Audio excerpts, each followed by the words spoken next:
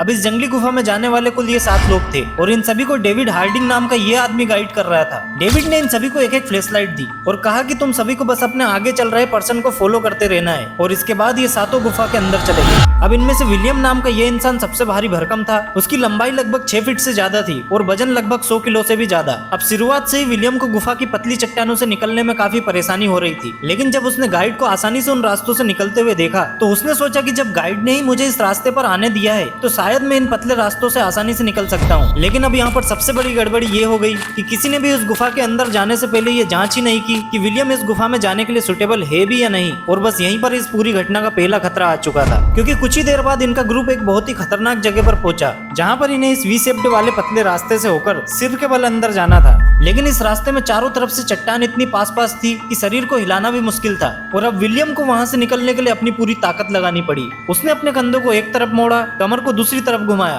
और दोनों हाथों को सिर के ऊपर किया और फिर अपने शरीर को जितना हो सके पतला करने की कोशिश की और आखिरकार वो इस पतली सी दरार से दूसरी तरफ निकलने में कामयाब हो गया। लेकिन यहाँ से निकलते ही विलियम के अंदर एक अजीब सा डर बैठ गया, क्योंकि उसे तुरंत ही ये बात समझ में आ गई कि वापस आते टाइम भी उसे इसी रास्ते से गुजरना पड़ेगा। लेकिन अभी इन लोगों को अंदाजा भी नहीं था कि कुछ ही देर बाद यही वी शेप्ड दरार उनके लिए मौत का जाल बुनने वाली थी। अब आगे इस कहानी में क्या हुआ ये देखने के लिए यहाँ नीचे क्लिक करें और ऐसे ही और वीडियो के लिए हमारे चैनल पर विजिट करें।